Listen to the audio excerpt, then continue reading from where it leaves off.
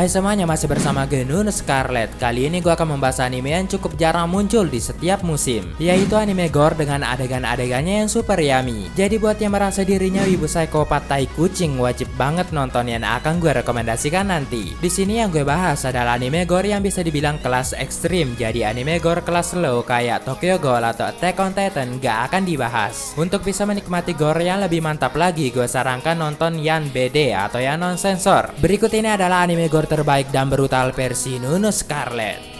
What the hell's going on? Can someone tell me please? Deadman Wonderland. Yang pertama ada anime gore bertema survival game. Jadi kalian bisa melihat karakter utama kita berusaha untuk bertahan hidup sembari melawan musuh dalam sangkar. Gore-nya sih lumayan ngilu, ada mata dicongkel, kulit beserta daging teriris, dan lain sebagainya. Anime ini juga juara jika membahas kualitas action, di mana beberapa karakter di sini bertarung menggunakan darah. Jadi darahnya tuh bisa berubah menjadi pedang atau peluru. Ceritanya berawal tentang Kanta Igarashi, seorang pemuda yang dituduh melakukan pembunuhan massal dan dimasukkan ke penjara Deadman Wonderland. Di sana dia bertemu dengan gadis aneh bernama Shiro dan berusaha untuk bertahan dan keluar dari penjara mematikan itu.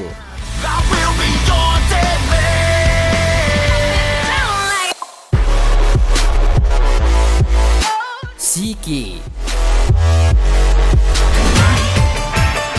Anime ini gua rasa lebih ke horor, tapi gore-nya juga cukup terasa. Grafisnya pun cukup dark dan ini yang menambah keseraman anime ini. Selain itu, drama yang dalam dan penuh kekerasan membuat kalian pecinta horor akan dimanjakan. Ceritanya sendiri berbau supernatural, di mana ada beberapa ras yang terlibat, yaitu vampir, manusia serigala, dan manusia. Semuanya berawal di sebuah desa bernama Sotoba. Seorang wanita bernama Shimizu Megumi mati dengan cara tak wajar. Kematiannya seperti kehabisan darah. Keganjalan ini membuat dokter desa bernama Osaki Toshio menyelidikinya. Jadi anime ini juga bertema misteri. Dengan bergabungnya Natsuno Yuki, karakter utama kita dalam penyelidikan membawa kasus ini ke gadis misterius bernama Sunako Kirishiki.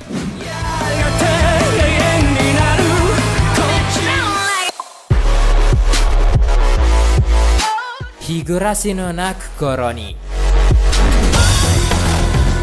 Satu lagi anime gore lawas dengan sequel terbarunya di tahun 2020. Gue kira itu remake-nya, ternyata bukan. Rasanya seperti alternatif cerita yang berbeda. Kekerasan di sini lebih sadis karena yang dipukul atau dipotong atau apalah bukan lelaki berjenggot, melainkan loli yang suci dan menawan. Ceritanya berlatarkan pada tahun 80-an Saman Soa. Desa ini Misawa dikenal sebagai desa yang cukup makmur, namun semua itu berubah ketika tragedi pada malam karnaval dimulai. Ceritanya terfokuskan pada Keiichi Maebara yang baru saja pindah ke sana. Dia kemudian bertemu dengan orang-orang yang siapa sangka akan menjadi pembunuh dan calon mayat.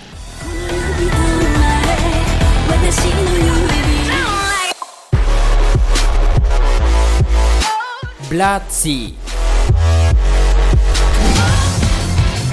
Anime ini menghadirkan kualitas action yang sangat keren dan seru. Karakter utamanya seorang wanita yang jago bertarung. Gore-nya sih udah termasuk kelas ekstrim dan brutal, dan anime yang sudah kita bahas tadi nggak ada apa-apanya. Ceritanya fokus pada seorang gadis bernama Saya Kisaragi. Dia seperti anak perempuan biasa yang bersekolah, nongkrong di kafe atau membantu ayahnya mengurus kuil. Namun itu siang hari, ketika malam tiba dia mempunyai misi penting untuk membasmi monster yang memangsa manusia dan melindungi desa. Nah, jadi para monster ini akan memperlihatkan kalian aksi gore yang gila. Bayangkan, monster yang tingginya belasan meter menghantam manusia menggunakan kukunya yang panjang. Sesuai dengan judul anime ini, tiada episode berlalu tanpa darah.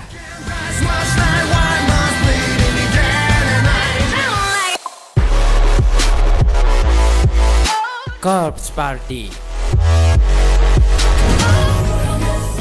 Kita masuk kepada anime yang gore-nya tak tertolong lagi. Dalam bahasa Indonesia, judul anime ini berarti pesta mayat. Jadi akan ada banyak mayat di sini. Selain animenya, kalian juga bisa melihat live actionnya yang menurut gua gore-nya sama-sama di luar akal. Bercerita tentang 9 siswa yang berkumpul di sekolah pada malam hari untuk acara perpisahan. Permainan Sachiko Konan mempererat pertemanan. Mereka menggunakan kertas yang digunting mirip boneka. Tanpa sadar, ternyata itu adalah ritual untuk membuka dimensi ke SD Tenjin, sekolah yang telah dihancurkan bertahun-tahun lalu karena telah terjadi pembantaian berantai. Jadi mereka berusaha untuk keluar dan menghindari arwah yang berusaha membunuh mereka secara brutal. Tidak hanya itu, terjadi konflik maut juga pada mereka yang masih hidup.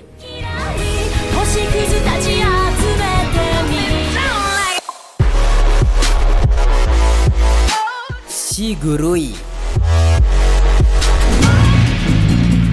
Memiliki grafis yang sangat serius. Masih mending anime tadi ya masih ada moe-moenya. Anime ini justru memiliki penggambaran yang dewasa banget. Berlatarkan di zaman para samurai masih ada. Jadi anime ini akan penuh dengan gore yang disertai goresan pedang. Ceritanya berawal sekitar tahun 1600-an, di mana saat itu daimyo yang berkuasa tidak lagi menggelar turnamen menggunakan kayu, melainkan pedang asli. Di turnamen tersebut terdapat pendekar pedang tangan satu bernama Fujiki Genosuke yang akan berurusan dengan samurai buta Irako Seigen. Keduanya akan bertemu dalam turnamen dan inilah pusat cerita pada anime ini. Meski merupakan saudara seperguruan, keduanya memiliki jalan yang berbeda. Satu menjadi samurai dan satunya lagi menentang perilaku samurai saat itu.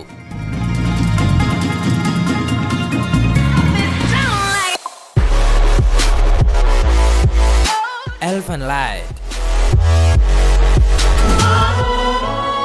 Satu hal yang gue suka dari anime ini adalah romance-nya. Jadi akan ada sedikit kisah percintaan dalam lautan darah. Gue juga bisa bilang anime ini memiliki gore yang sangat sadis dengan cerita menarik. Anime ini juga agak moe-moe dan memiliki sedikit ecchi. Berkisah tentang Diclonius bernama Lucy yang dianggap sebagai orang pilihan Tuhan yang akan menghancurkan manusia. Mereka memiliki tanduk dan tangan tak terlihat. Kekuatan tangan ini sangat kuat, cukup kuat untuk membunuh manusia dalam sekali genggaman. Lucy yang tadinya diisolasi di laboratorium berhasil kabur. Dia kemudian bertemu dengan Kota dan menyeretnya dalam urusan Lucy dan pemerintah yang mencoba menangkapnya.